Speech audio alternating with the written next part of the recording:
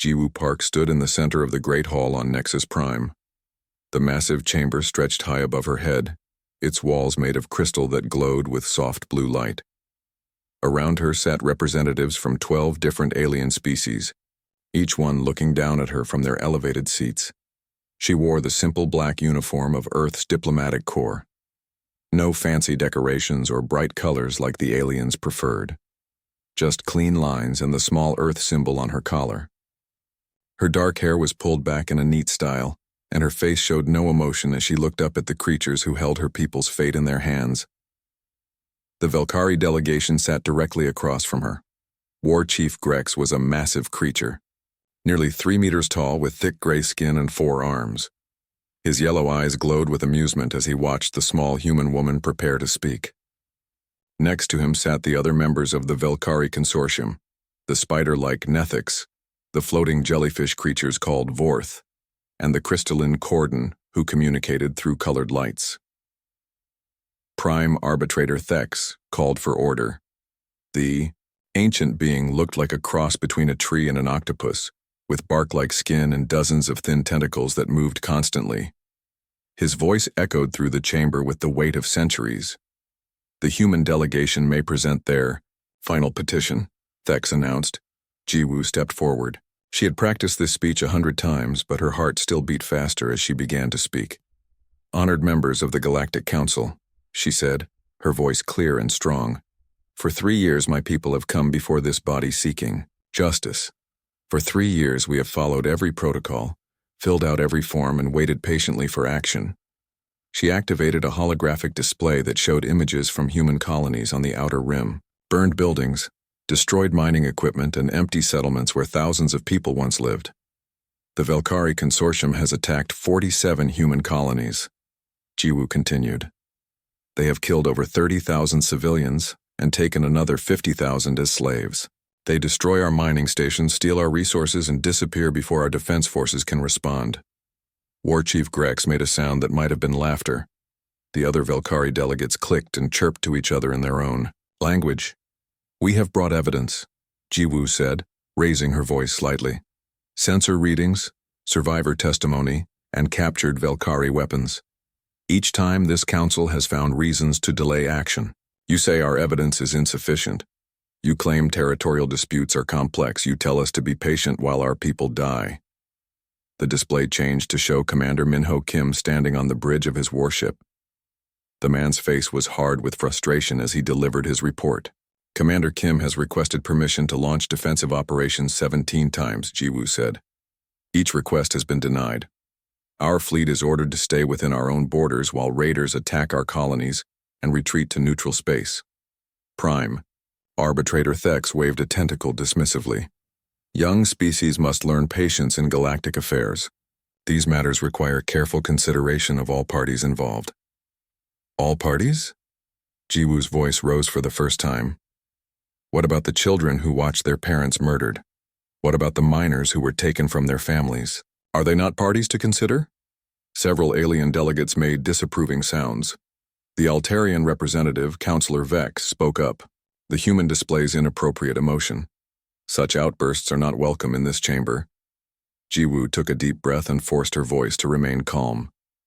I apologize for my emotion, but I must ask this council to understand something about my species. We are not naturally violent people. We prefer peace, trade, and cooperation, but we have limits. She looked directly at War Chief Grex. We know the Velkari see us as weak. We know they think humans are easy prey because we follow rules and treaties. We know they laugh at our diplomatic protests and our peaceful nature. The Velkari War Chief grinned, showing rows of sharp teeth. The soft-skinned mammals amuse us with their complaints. Perhaps they should stay closer to their home world if they cannot defend themselves properly. Murmurs of agreement came from several alien delegations. The Hegemony Coalition representatives nodded their approval. Even the normally neutral Meridian Alliance seemed to agree. Jiwoo waited for silence before continuing. This brings me to the real purpose of today's session. This is not another petition for justice. This is not another request for counsel. Intervention. This is humanity's final warning. The chamber grew quiet. Even the constant background hum of the ventilation system seemed to fade. "My government has authorized me to deliver this message," Jiwoo said, her words carrying the weight of an entire world behind them. "Stop the raids against human colonies immediately. Return all human prisoners. Pay compensation for the damage you have caused. Do this within 30 standard days, or face the consequences." War Chief Grex burst into loud laughter. Other Velkari delegates joined him, making a cacophony of clicking, chirping, and roaring sounds. The noise spread to other delegations until half the chamber was filled with alien laughter. "Consequences," Grex managed to say between fits of laughter. "What consequences could the humans possibly threaten us with? Your tiny fleet? Your primitive weapons?" Prime Arbitrator Thex called for order, but his own tentacles writhed with what Jiwoo recognized as amusement. "The human delegate must understand that threats are not appropriate in this forum. The Council does not respond to ultimatums from member species." "This is not a threat to the Council," Jiwoo replied. "This is information. I am informing you of decisions that have already been made. My people have tried the path of law and diplomacy. We have followed your rules and respected your authority. We have shown restraint that you mistake for weakness." She looked around the chamber, meeting the eyes or visual organs of every delegate present. "But understand this. We gave you 3 years to act through your system. We begged for justice and received only delays. We asked for protection and were told to be patient. We followed every protocol and were laughed at for our troubles." The holographic display changed one more time. Now it showed Earth itself, the blue marble that had given birth to humanity. Cities' lights twinkled on the night side of the planet, and white clouds swirled over green continents and deep oceans. "This is our home," Jiwoo said quietly. "And those colonies you dismiss as unimportant are our children, our brothers and sisters, our future. Every human life lost to Velkari raids is a piece of our soul torn away. Every family destroyed is a wound that will never heal." Her voice grew stronger. "You think we are weak because we prefer peace. You think we are helpless because we follow your laws. You think we are cowards because we seek diplomatic solutions first. But you are wrong about what makes humans weak or strong." War Chief Grex leaned forward in his seat. "Then enlighten us, little human. What makes your species so dangerous that we should fear your empty words?" Jiwoo smiled for the first time since entering the chamber. It was not a warm expression. "We are dangerous because we learn from our mistakes. We are dangerous because we adapt faster than any species you have ever encountered. We are dangerous because when we finally decide that diplomacy has failed, we do not hold back." She began walking slowly around the center of the chamber as she spoke. "You study our military capabilities and see ships with standard weapons and shields. You count our forces and find them small compared to your own. You analyze our tactics and find them conventional. But you make the same mistake that every human enemy has made throughout our history." "And what mistake is that?" asked Counselor Vex. "You judge our capability by our restraint," Jiwoo replied. "You think the weapons we show you are the only weapons we have. You think the tactics we use for defense are the only tactics we know. You think our peaceful nature means we do not understand war." The chamber was completely silent now.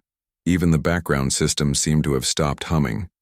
"Let me tell you something about human history," Jiwoo continued. "We are the only species on our world that survived the great die-offs. We lived through ice ages that killed most life on our planet. We survived plagues that destroyed entire civilizations. We endured wars that turned our cities to ash and our fields to poison." She stopped walking and stood directly in front of the Velkari delegation. "And do you know what we learned from all that death and suffering? We learned that survival sometimes requires terrible choices. We learned that peace is only possible when everyone agrees to be peaceful. And we learned that when someone threatens our families, our mercy ends." War Chief Grex was no longer laughing. His forearms were tense, and his yellow eyes had narrowed to slits. "You want to know what makes humans dangerous?" Jiwoo asked, her voice dropping to almost a whisper. "We are dangerous because we remember. We remember every colony burned, every family killed, every child taken. We remember every time we asked for help and were ignored. We remember every time we showed mercy and had it thrown back in our faces. The holographic display flickered and changed to show Commander Minho Kim once more. This time he was standing in what looked like a military command center. Behind him, Jiwoo could see other officers working at control stations. Commander Kim is no longer requesting permission to defend our colonies, she ease. The transmission from New Seoul Colony came through at 0347 Earth Standard Time. Dr. Sua Lee was in the middle of her night shift at the colony's main medical center when the first explosions shook the building. Through her office window, she could see the dark shapes of Valkyrie ships descending through the atmosphere like giant metal vultures. This is Dr. Lee at New Seoul Colony. She spoke rapidly into her communication device while pulling up the colony's emergency broadcast system. We are under attack by Valkyrie forces. Multiple ships, military configuration. They're targeting civilian areas. Another explosion, much closer this time. The lights flickered and went out for a few seconds before the emergency power kicked. Outside, she could hear the sound of energy weapons firing and people screaming. Sua had lived on New Seoul for 8 years. She had helped deliver babies, treated miners injured in accidents, and watched families grow in the peaceful farming community. 50,000 people called this place home. Now Valkyrie raiders were turning it into a war zone. She kept the transmission running as she moved through the medical center, gathering supplies and trying to reach other staff members. The communication system automatically recorded everything and transmitted it back to Earth in real time. The main residential district is burning, she reported, looking out a window at the orange glow spreading across the colony. They're not just hitting military targets. They're bombing schools, hospitals, shopping centers. This isn't a raid, it's extermination. The medical center's main doors burst open. Families rushed in carrying wounded children and elderly relatives. Sua immediately switched from observer to doctor, helping triage the most serious injuries, but she kept the transmission active. Casualty reports coming in, she said while working on a young boy with severe burns. Multiple fatalities across all sectors. The colony's defense grid was taken out in the first wave. Our security forces are fighting, but they're outnumbered and outgunned. Through the hospital's main window, she could see Valkyrie ground troops moving through the streets. They weren't taking prisoners or demanding surrender. They were executing anyone they found. Men, women, children. It didn't matter to them. Nurse named Minho ran into the emergency room. Dr. Lee, they've broken through the eastern perimeter. The elementary school. They're killing everyone inside. Even the teachers who tried to shield the children. Sua's hands shook as she continued treating wounded colonists. Earth Command, are you receiving this? The Valkyrie are committing genocide. This isn't a military operation, it's mass murder. The building shook again as something heavy landed on the roof. Sua looked up and saw the ceiling tiles beginning to fall. The Valkyrie had found the medical center. Final transmission, she said, her voice steady despite the terror she felt. New Seoul Colony is lost. 50,000 civilians, remember us. Remember what they did here. Don't let our deaths be meaningless. The last image transmitted to Earth showed Dr. Sua Lee still trying to save a wounded child as Valkyrie soldiers broke down the medical center doors. Then the signal went dead. The recording reached Earth Defense Command in less than 6 hours. President Junho Han was woken up at his residence in Seoul and immediately transported to the underground command center beneath the city. By the time he arrived, military leaders from around the world were already gathering via secure video links. General Woo Jin Park, head of the Earth Defense Forces, was waiting with the complete transmission from New Seoul Colony. His face was grim as he briefed the president on what had happened. Total communication loss occurred at 0721 local time, General Park reported. No survivors located on long-range scans. The colony is gone, sir. All 50,000 people. President Han watched the footage in silence. He had seen the diplomatic reports from Ambassador Jiwoo Park. He knew the Galactic Council had ignored humanity's warnings. But seeing the actual destruction, watching Dr. Lee try to save lives while her world burned around her, made it personal in a way that no report could convey. What's our current military status? He asked quietly. Admiral Heron Cho stepped forward. She commanded the Earth Defense Fleet and had been pushing for aggressive action against the Valkyrie for months.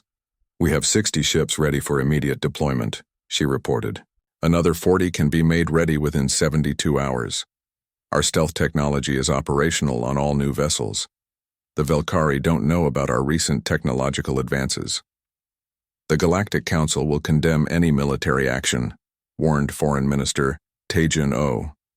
They've made it clear that they consider this a territorial dispute, not an act of war. President Han stood and walked to the large display showing the galaxy map. Red dots marked known Valkyrie positions. Blue dots showed human colonies and military bases. The red dots vastly outnumbered the blue ones. The Council had their chance, he said finally. We gave them 3 years and a final warning. They chose to ignore both. Now we do this our way. He turned to face the assembled military leaders. General Park, activate Protocol 7. Admiral Cho, you have full authorization for military operations against Valkyrie targets. No restrictions, no oversight from the Galactic Council. Admiral Cho smiled for the first time in months. What about rules of engagement, sir? Council warfare conventions. The Valkyrie chose not to follow warfare conventions when they murdered 50,000 civilians. President Han replied. We are no longer bound by rules they refuse to follow themselves. Within hours, Operation Silent Thunder began. Captain Daiho Seo received his orders aboard the stealth destroyer Soul's Vengeance while patrolling near the Outer Rim. His ship was one of the new Ghost-class vessels, invisible to most alien sensors and armed with weapons that the Galactic Council had never seen. All hands, this is the captain, Daiho announced over the ship's communication system. We've just received authorization for combat operations against Valkyrie targets. New Sol Colony has been destroyed with all hands lost. We are no longer operating under Council oversight. The crew was quiet as they absorbed this news. Many of them had friends or family members living in the Outer Rim colonies. The destruction of New Sol could have happened to any of them. Our mission is simple, Captain Seo continued. Find Valkyrie positions. Eliminate them completely. Leave no survivors, no evidence, no trace that we were ever there. The Valkyrie wanted to see what happens when they push humans too far. Let's show them. The Soul's Vengeance was not alone. Across human space, similar ships received similar orders. The Earth Defense Fleet had been preparing for this moment ever since the first Valkyrie raids began 3 years ago. New technologies had been developed in secret. New tactics had been tested against computer simulations. New weapons had been built specifically for fighting an enemy that showed no mercy. Captain Seo's first target was a Valkyrie mining station in the Kepler 442 system. Intelligence reports indicated that 3,000 Valkyrie workers and soldiers were based there, processing stolen resources from human colonies. The Soul's Vengeance approached the system using its stealth systems. To any observer, space appeared empty. The Valkyrie had no idea that death was moving toward them at nearly the speed of light. Target acquired, reported Weapons Officer Minji Kang. Mining platform is operating normally. No increased security measures. They don't expect trouble. They should have expected trouble when they started murdering our people, Captain Seo replied. All stations prepare for silent strike. No warnings, no demands for surrender, eliminate everything. The attack lasted exactly 4 minutes and 17 seconds. The Soul's Vengeance used its new gravity weapons to collapse the mining platform's structural supports. The station folded in on itself like a house of cards, crushing everything inside before anyone could react. As debris began to spread outward, the human ship fired its energy weapons to vaporize any pieces large enough to be identified later. When the attack was finished, there was nothing left but empty space and a few scattered atoms that might once have been metal or flesh. Target eliminated, Captain Seo reported to Earth Command. No survivors, no evidence, no distress signals, transmitted. Proceeding to next target. Similar reports came in from human ships across the galaxy. Valkyrie outposts simply vanished overnight. Supply convoys disappeared between star systems. Military bases went silent without sending any emergency transmissions. Intelligence. Officer Narration monitored alien communication networks from her station on Luna Base. She watched as panic spread through Velkari space like a virus. "They're completely confused," she reported to Admiral Cho. "Their military commanders can't understand how entire installations are disappearing without warning. They're pulling ships back from forward positions and increasing security patrols." "Good," Admiral Cho replied. "Fear makes them predictable. They'll start clustering their forces in defensive positions, which makes them easier to find and destroy." The Velkari weren't the only ones taking notice. Other alien species began monitoring the situation with growing concern. The Hegemony Coalition sent scout ships to investigate the disappearances. The Meridian Alliance increased security at their own facilities, but the human ships remained invisible. Their stealth technology was based on principles that most alien species hadn't discovered yet. While the galaxy searched for signs of human military, Prime Arbitrator Thex was reviewing trade agreements when the emergency session alert came through his communication system. The ancient being's tentacles writhed with annoyance as he read the urgent message from the Velkari Consortium. 17 installations had disappeared without trace over the past 3 months. They were demanding immediate council intervention. The emergency session convened within 6 hours. Representatives from all major species attended, either in person or through holographic projection. The great chamber on Nexus Prime buzzed with nervous energy as delegates spoke in hushed tones about the mysterious disappearances. War Chief Grex stood in the center of the chamber, his massive form trembling. With rage and fear, his yellow eyes darted around the room as he addressed the assembly. 17 of our installations have been completely destroyed, he announced, his voice echoing through the crystal walls. Mining platforms, supply depots, military outposts, all gone without warning. No distress signals, no debris, no survivors. Councillor Vex of the Altarian Republic leaned forward in his seat. "Surely you have some evidence of who might be responsible for these attacks." "That's the problem," Grex replied. "There is no evidence. Our installations simply vanish as if they never existed. Our people disappear without trace. Whatever is, doing this operates beyond our understanding of technology." Prime Arbitrator. Thex's tentacles moved in patterns that indicated deep thought. "Have you detected any unusual ship movements in the affected areas? Any energy signatures that might indicate new weapons technology?" "Nothing," Grex admitted. "Our sensors detect no ships, no weapons fire, no energy discharges. The installations are there one moment and gone the next." Murmurs of concern rippled through the chamber. If the Velkari with their advanced military technology couldn't detect their attackers, then any species could be next. Ambassador Jiwoo Park appeared as a holographic projection from Earth. She looked exactly as she had 3 months earlier, during her final warning to the Council, calm, professional, and completely unmoved by the panic surrounding her. "The human delegate will address the allegations," Prime Arbitrator Thex announced. Jiwoo's image flickered slightly as the projection stabilized. "Thank you, Arbitrator. I've reviewed the Velkari reports with great interest. These mysterious disappearances are indeed troubling." War Chief Grex pointed one of his forearms at her image. "Human ships have been detected near several incident sites. Your people are responsible for these attacks." Jiwoo's expression didn't change. "That's a serious allegation, War Chief. However, as this council repeatedly stated during our previous sessions, there was insufficient evidence to prove Velkari aggression against human colonies. Similarly, I see insufficient evidence linking these disappearances to human activities." "Your military movements have been tracked," insisted Councillor Vex. "Human vessels have been detected in neutral space near Velkari territory. Human ships travel freely through neutral space as granted by galactic law," Jiwoo replied smoothly. "Unless the Council has evidence of wrongdoing, I suggest you focus on protecting your Velkari allies more effectively."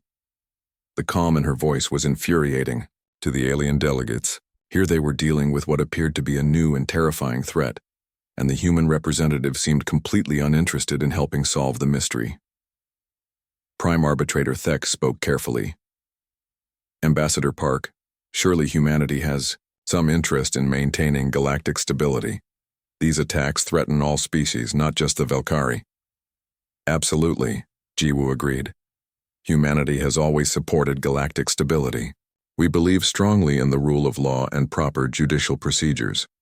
We think all disputes should be handled through appropriate channels and that evidence should be carefully reviewed before reaching conclusions. Her words were perfectly diplomatic, but everyone in the chamber understood their real meaning. She was throwing their own previous statements back at them. However, Jiwoo continued, I should point out that these disappearances began shortly after the destruction of New Sol Colony. Perhaps the perpetrators are motivated by recent events in Velkari space. War Chief Grex's skin flushed darker gray. The action at New Sol was a legitimate military operation against an unauthorized settlement. 50,000 civilians, Jiwoo said quietly, including children, elderly, medical personnel, and teachers, all executed without warning or opportunity to surrender. The recordings were quite clear about that. The chamber fell silent. Most delegates had seen the transmissions from Dr. Sua Lee before the colony's destruction. The images of Velkari soldiers executing defenseless humans had been broadcast throughout the galaxy. Be that as it may, Prime Arbitrator Thex said uncomfortably, the current situation requires immediate attention. If these attacks continue, they could destabilize the entire sector. I agree completely, Jiwoo replied. However, as you noted during our previous sessions, hasty actions often lead to mistakes. Perhaps this matter should be studied by committee and reviewed through proper channels. I'm sure the truth will emerge eventually through careful investigation. The frustration in the chamber was almost visible. The aliens were getting a taste of their own diplomatic medicine, and they didn't like it at all. Meanwhile, on Luna Base, General Woojin Park was coordinating Operation Silent Thunder from the Underground Command Center. Massive holographic displays showed the positions of every human ship in the galaxy. Red markers indicated Velkari targets that had been eliminated. Yellow markers showed targets scheduled for destruction. Phase 2 is proceeding on schedule, reported his aide, Colonel Sujin Ko. 17 Velkari installations destroyed with 0 human casualties. Their military capability has been reduced by approximately 30%.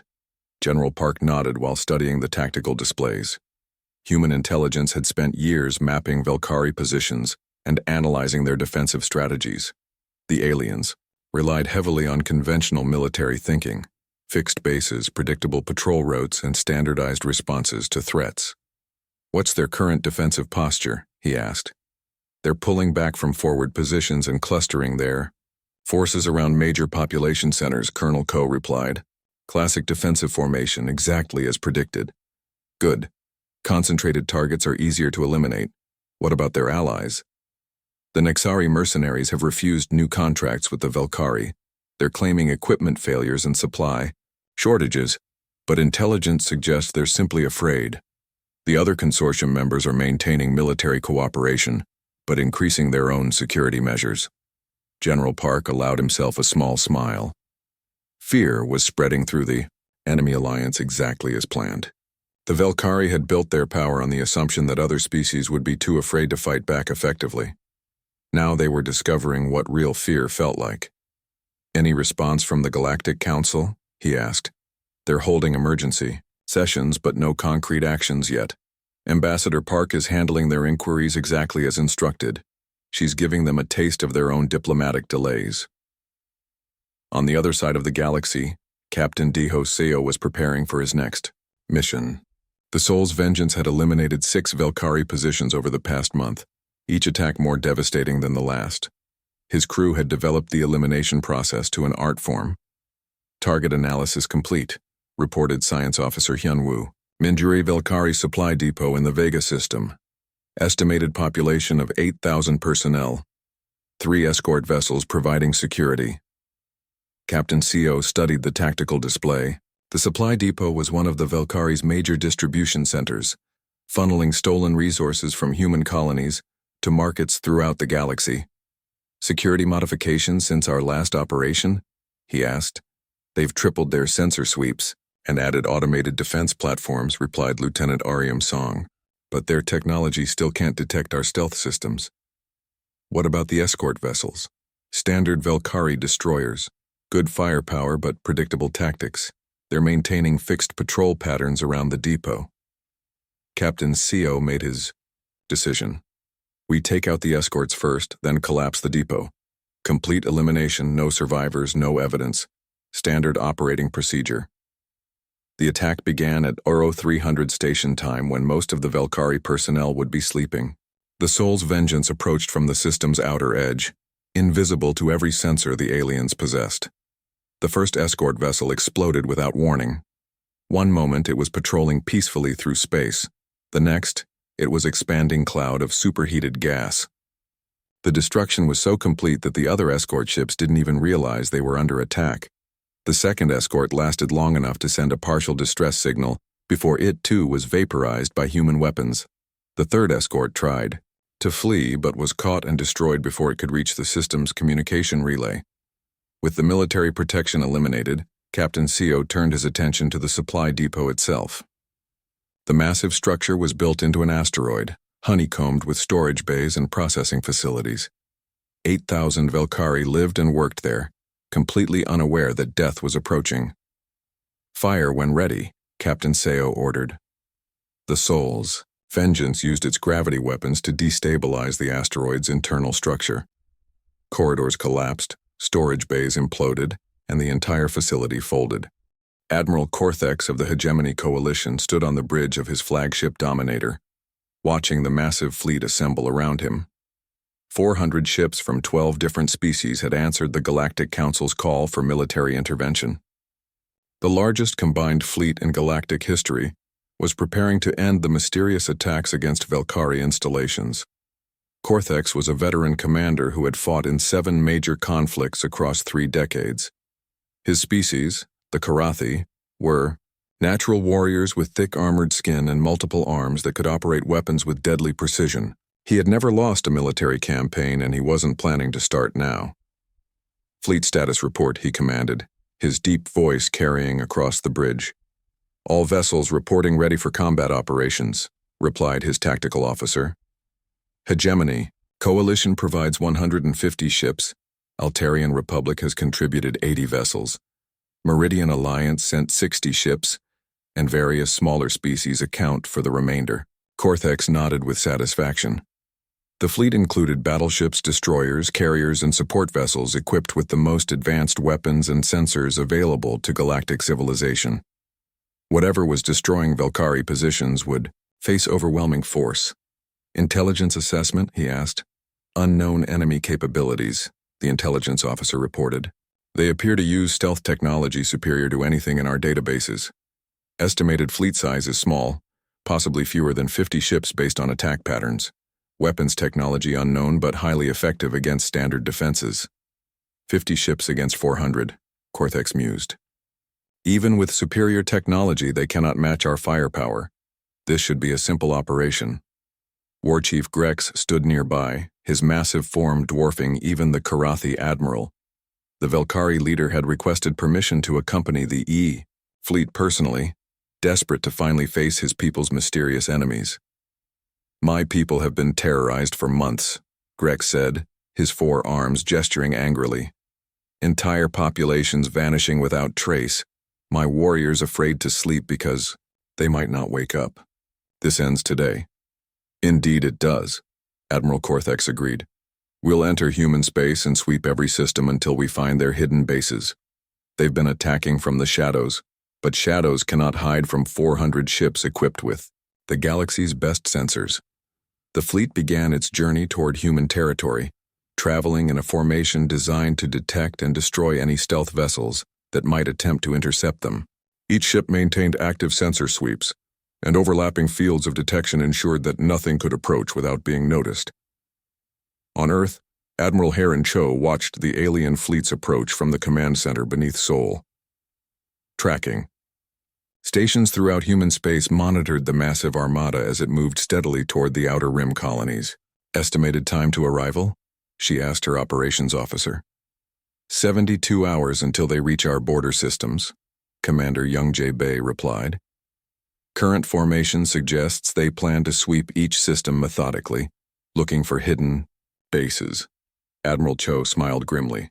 They still think this is conventional warfare. They expect to find fixed positions they can attack with overwhelming force. Should we evacuate the civilian populations from the border worlds? Asked Colonel Sujin Ko. No need, Admiral Cho replied. Our people are not the targets this time. Let the aliens waste their time searching empty systems while we prepare the real surprise.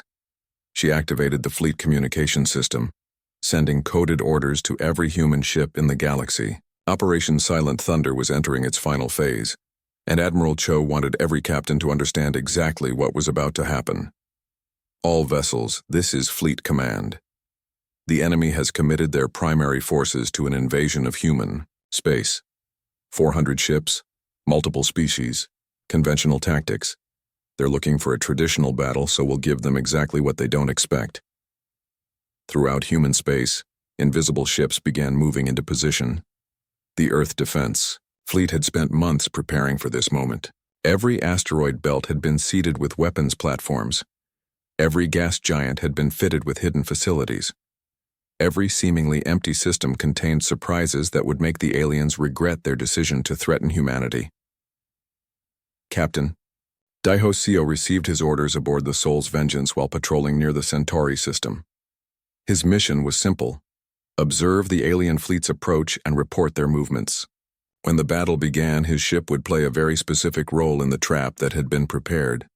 Enemy fleet detected on long-range sensors, reported his science officer. Massive formation, heavy escort pattern, active sensor sweeps in all directions. Captain Seo studied the tactical display. The alien fleet looked impressive. Hundreds of ships bristling with weapons and shields, moving with the confidence of overwhelming superiority. But he had learned something important during months of hunting Velkari positions. Confidence could be a fatal weakness. They're looking for bases to attack, he observed. Fixed targets they can destroy with conventional weapons. They still don't understand how we operate. Orders, Captain? Asked his weapons officer. We wait, Captain Seo replied. Let them enter the trap before we spring it. The alien fleet reached human space exactly on schedule.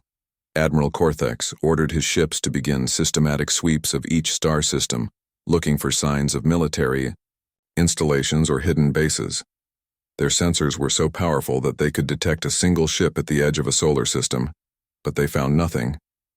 System after system proved empty of military targets.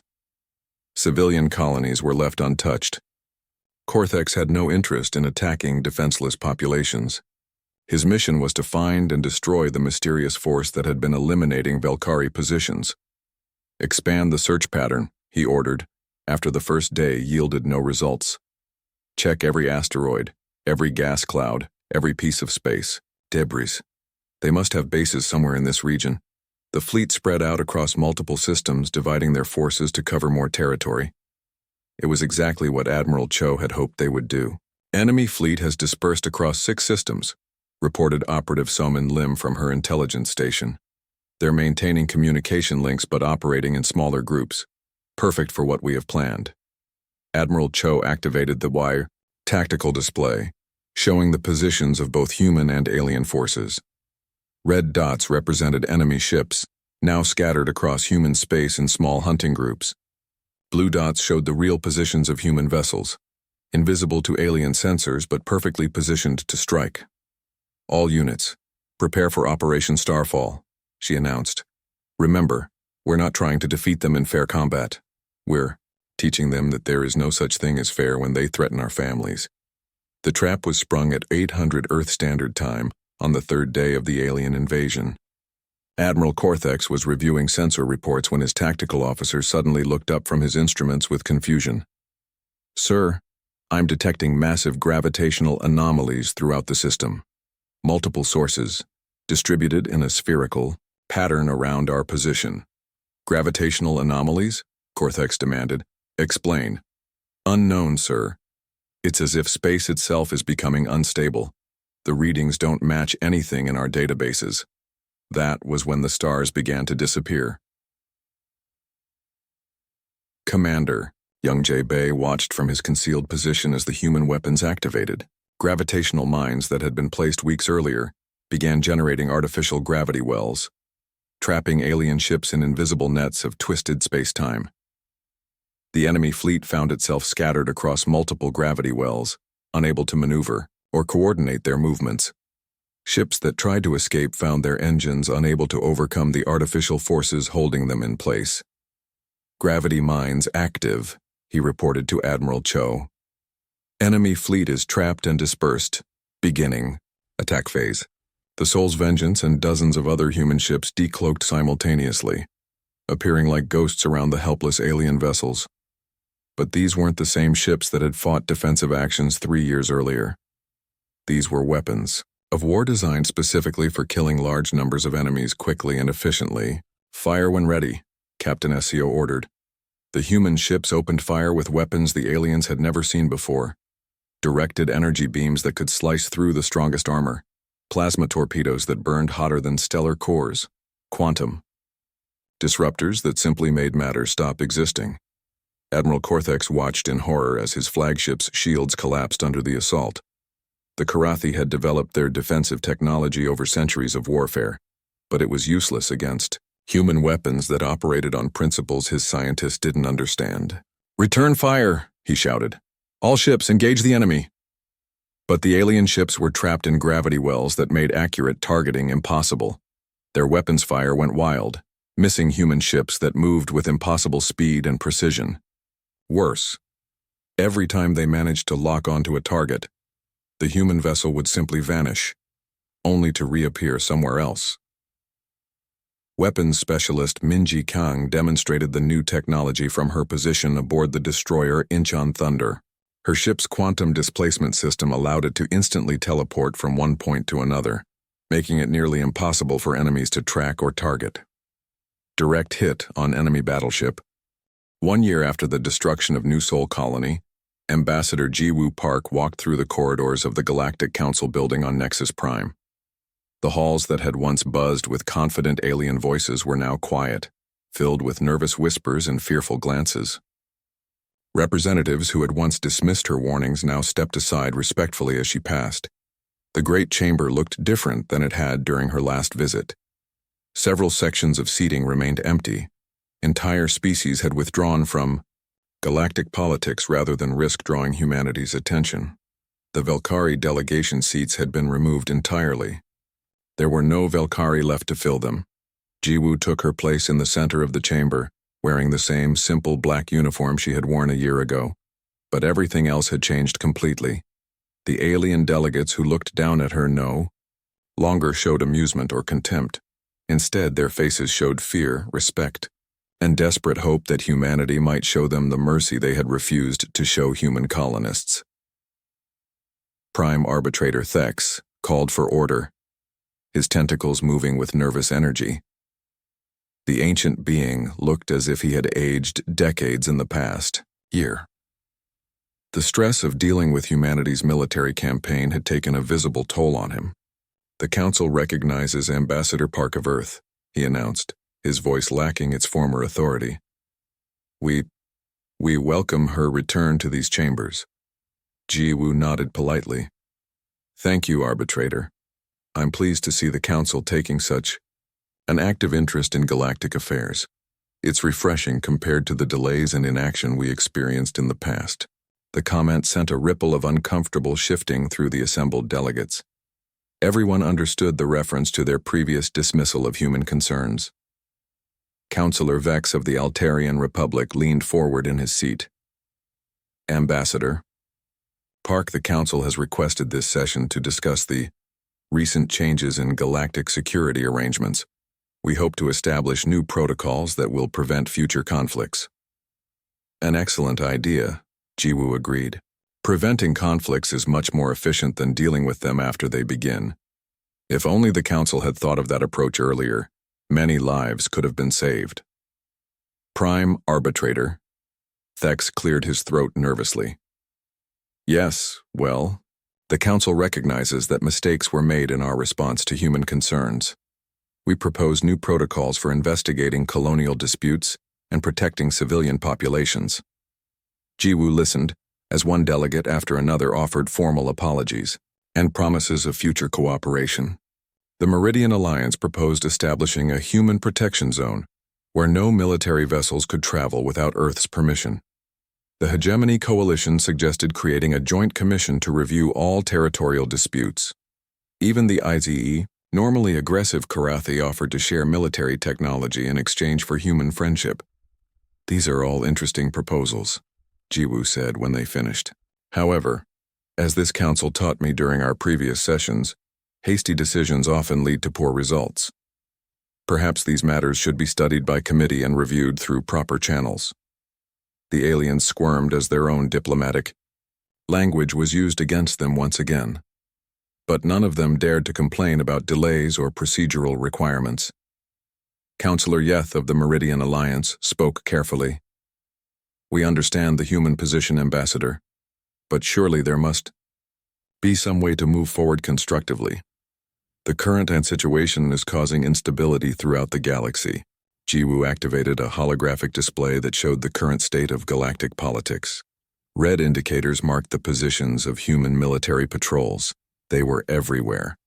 Every major trade route, every disputed territory, every system that had ever seen conflict now had human ships watching and waiting. Instability is certainly a concern, she agreed. That's why humanity has taken steps to ensure galactic peace through direct action. Our patrols monitor all space lanes to prevent aggressive actions. Our bases provide security for peaceful traders. Our forces protect civilian populations from raiders and pirates. But these patrols operate outside council oversight, protested Prime Arbitrator Thex. No single species should have such extensive military authority. Jiwoo's smile was cold as winter ice. Arbitrator, when we sought council oversight for our security concerns, we were told to be patient. When we asked for protection under galactic law, we were given bureaucratic delays.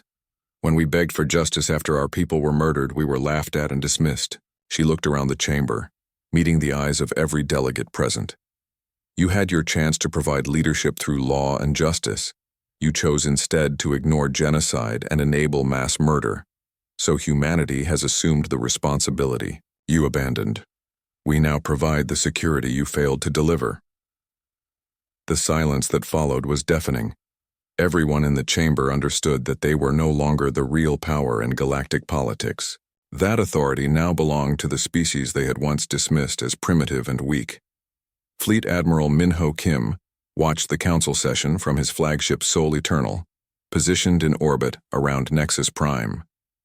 His ship was cloaked and undetectable, but its presence sent a clear message to anyone who might be monitoring. Humanity was always watching. How do you think they'll respond to the ambassador's terms? Asked his executive officer, Commander Deho Seo, recently promoted after his successful command of covert operations. They'll accept whatever we offer, Admiral Kim replied. They have no choice. The combined fleet that attacked us was their best shot at military victory. When we destroyed it completely, we proved that conventional warfare is no longer an option for them. On the tactical display, blue dots showed the positions of human ships throughout the galaxy. The Earth Defense Fleet had grown dramatically since the beginning of Operation Silent Thunder. New vessels equipped with advanced technology patrolled every sector, ensuring that humanity's will was enforced wherever necessary. What about the Velkari refugees? Commander Seo asked. Intelligence reports indicate that several 100,000 survivors are scattered across various worlds, requesting asylum. Admiral Kim considered this. The Velkari Consortium, as a political and military entity, had been completely destroyed. Their worlds were empty ruins, their fleets were scrap metal, and their leadership was dead. But individual Velkari civilians had survived, living as refugees under the protection of other species. Let them live, he said finally. They're no longer a threat to anyone. Besides, their existence serves as a reminder to other species about the consequences of attacking human civilians. In the council chamber, Jiwoo was outlining humanity's terms for continued galactic peace. The conditions were simple and non-negotiable. First, she said, any attack against human civilians or property will result in immediate and complete military response. The species responsible will face total elimination, just as the Velkari Consortium discovered. The alien delegates nodded nervously. They had all seen the intelligence reports about the systematic destruction of Velkari civilization. Cities reduced to ash, fleets vaporized in space, entire populations scattered to the cosmic winds. Second, Jiwoo continued, all territorial. Disputes involving human colonies will be resolved through direct negotiation with Earth. The Galactic Council's authority in such matters is permanently revoked, due to demonstrated incompetence and bias. Prime Arbitrator Thek started to protest, then thought better of it. The Council's failure to protect human colonies had cost them any claim to moral authority. Third, Jiwoo said, human military forces will maintain permanent presence in all sectors of the galaxy. We will monitor compliance with galactic law and intervene when necessary to protect civilian populations from aggressive actions. But that makes Earth the de facto ruler of the galaxy, protested Counselor Vex. No, Jiwoo corrected. That makes Earth the protector of civilized behavior in the galaxy. We have no interest in ruling other species or controlling their internal affairs. We simply ensure that they don't murder each other's children. She paused to let that sink in before continuing. However, if any species objects to human protection and prefers the old system of council inaction and bureaucratic delays, they are welcome to withdraw from galactic civilization entirely. We will not force our protection on those who don't want it. The offer was clearly a trap. Any species that rejected human protection would find themselves isolated and vulnerable to the same fate as the Velkari. None of the delegates were foolish enough to take that risk. President Junho Han addressed the United Nations Security Council from his office in Seoul, delivering humanity's official response to the new galactic situation. For 3 years we sought justice through proper channels, he said to the assembled representatives of Earth's nations. We followed alien laws, respected their procedures, and trusted their promises of fair treatment. In return, we received delays, dismissals, and ultimately the genocide of 50,000 of our people. The president's words were broadcast throughout human space and transmitted to alien worlds across the galaxy. This was humanity's public statement about their new role in galactic affairs. We learned that the universe does not respect weakness, disguised as nobility, he continued. We discovered that some species only understand the language of superior firepower. We found that peace is only possible